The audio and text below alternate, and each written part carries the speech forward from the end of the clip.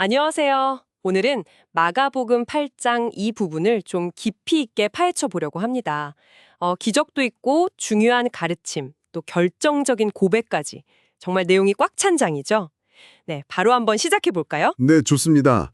마가복음 8장은 정말 예수님이 누구신지 그리고 그분을 따른다는 게 대체 뭔지에 대한 이해가 뭐랄까 확 깊어지는 그런 지점이에요. 그 의미들을 하나씩 좀 짚어보시죠. 네, 시작은 그 4천 명을 먹이신 기적이잖아요. 떡 7개랑 작은 생선 두어 마리로 그 많은 사람들을 먹이셨는데, 근데 이걸 바로 옆에서 본 제자들이 또 아니 이 광야에서 어떻게 떡을 구해서 이 사람들을 배부르게 합니까? 이렇게 묻는단 말이죠. 그렇죠. 아니 바로 전에 5천 명 먹이신 걸 봤는데도요. 이게 그냥 기억력이 나빠서일까요? 아니면 뭔가 더 깊은 이유가 있을까요? 예수님의 능적을 아직도 제대로 몰랐다는 걸까요? 진짜 흥미로운 지점이에요. 제자들이 분명히 예수님의 엄청난 능력을 봤거든요. 봤는데도 여전히 그 인간적인 계산, 어떤 한계 속에서만 생각하고 있다는 걸 딱 보여주죠.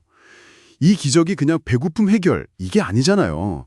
예수님의 그 신적인 풍성함, 그 능력을 보여주는 사건인데 제자들은 아직 거기까지 생각이 못 미치는 거예요. 아, 그렇군요. 그리고 남은 조각이 7광줄이었다는 거. 이것도 좀 의미심장하죠. 완전함, 하나님의 충만함 이런 걸 상징적으로 보여주는 숫자일 수도 있는데 제자들은 그냥 빵이 남았네? 이 정도인 거죠. 네, 그 의미를 놓치고 있었군요. 그러고 나서 바로 바리새인들이 나타나서 예수님을 시험하려고 하잖아요.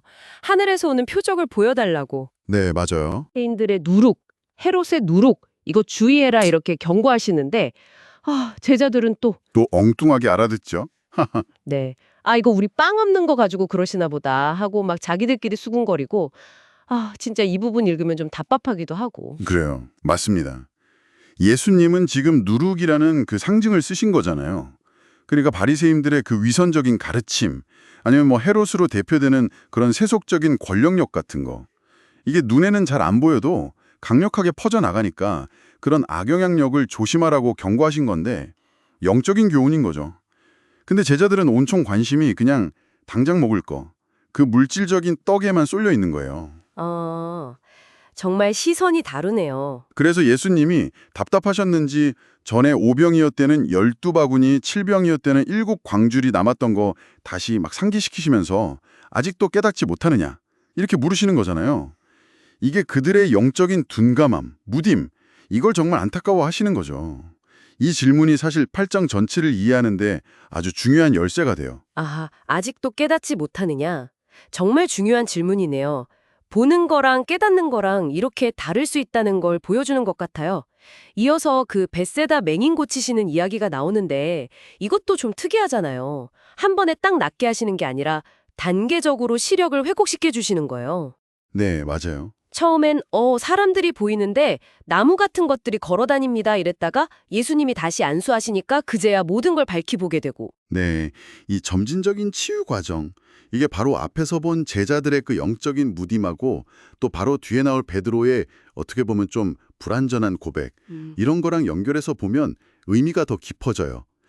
마치 제자들의 영적인 눈도 이렇게 서서히 단계를 거쳐서 열리게 될 거다. 이걸 상징적으로 보여주는 것 같기도 하고요. 완전한 통찰에 이르려면 시간이 좀 걸린다.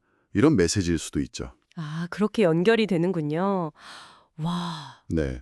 그리고 예수님이 그 사람을 마을 밖으로 데리고 나가서 조용히 고쳐주시고 또 마을로는 들어가지 말라고 하신 것도 뭐랄까 영적인 체험의 어떤 개인적인 성격 이런 걸 좀 강조하시는 것 같기도 하고요. 자, 그리고 이제 마가복음 8장의 하이라이트라고 할 수 있는 가이사랴 빌립보에서의 대화죠.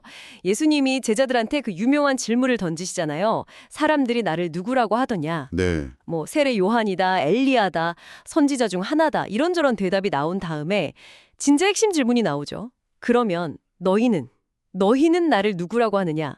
이때 베드로가 딱 나서서 주는 그리스도신이다. 이렇게 고백하잖아요. 바로 이 고백. 이게 마가복음 전체의 전환점입니다. 결정적인 순간이죠. 제자들이 예수님을 메시아, 그러니까 그리스도로 처음 공식적으로 인정한 거니까요. 여기서 그리스도는 기름 부음 받은 자, 그러니까 이스라엘이 오랫동안 기다려온 바로 그 구원자를 의미하는 거잖아요. 네, 그렇죠. 근데 정말 놀랍게도 예수님은 이 사실을 아무에게도 말하지 말라고 딱 경고하신 다음에 곧바로 자신이 고난받고 죽임당했다가 사흘 만에 다시 살아나야 한다. 이 얘기를 처음으로 가르치시기 시작해요. 와, 분위기가 확 바뀌네요. 그렇죠. 베드로가 이걸 도저히 받아들일 수가 없어서 예수님께 막 항변하거든요. 절대 그런 일이 일어나선 안 됩니다. 약간 이런 식으로요. 그랬더니 예수님이 정말 무섭게 꾸짖으시죠. 사탄아, 내 뒤로 물러가라. 네가 하나님의 일은 생각하지 않고 사람의 일만 생각하는구나. 와, 방금 주는 그리스도십니다라고 고백한 사람한테 사탄아 물러가라니. 이건 진짜 충격적인 반전인데요. 네, 베드로가 생각한 그리스도랑 예수님이 보여주시는 그리스도의 길이 너무 달랐던 거예요. 베드로는 아마도 로마를 물리치고 다윗 왕국 같은 영광스러운 나라를 세울 그런 정치적이고 군사적인 메시아를 기대했을 수 있죠. 세상적인 영광과 권력. 근데 예수님이 말씀하시는 길은 고난과 죽음, 십자가의 길이었으니까요. 그 감격이 너무 컸던 거죠. 아, 그래서 그렇게 강하게 말씀하신 거군요. 그리고 이어서 예수님이 무리와 제자들에게 말씀하시죠. 누구든지 나를 따라오려거든 자기를 부인하고 자기 십자가를 지고 나를 따를 것이니라. 네, 자기 목숨을 구하려고 하면 잃고 예수님과 복음을 위해서 목숨을 잃으면 구한다. 어떻게 보면 정말 역설적인 가르침이에요. 이게 바로 예수님을 따른다는 것의 진짜 대가, 실제적인 요구를 보여주는 겁니다. 그냥 좋은 말이 아니죠. 자기중심적인 생각, 내 욕심, 내 계획 이런 거 다 버리고 자기 부인, 예수님이 가신 그 길, 즉 고난과 희생의 길, 자기 십자가를 기꺼이 받아들이고 따라가는 것. 그게 바로 제자도라는 선언인 거죠.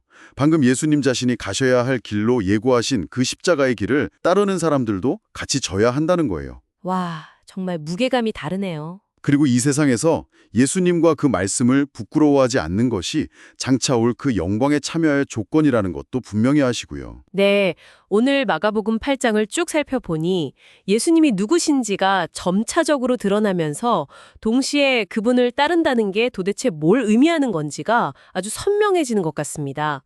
제자들은 좀 더디게 깨닫는 것 같은데 예수님은 자신의 길 그리고 제자들이 따라야 할 길을 정말 명확하게 딱 제시하시네요. 그렇습니다.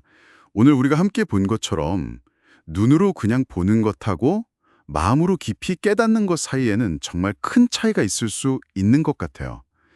예수님께서 자신의 십자가를 지셨듯이 지금 여러분에게 주어진 자기 십자가는 뭘까?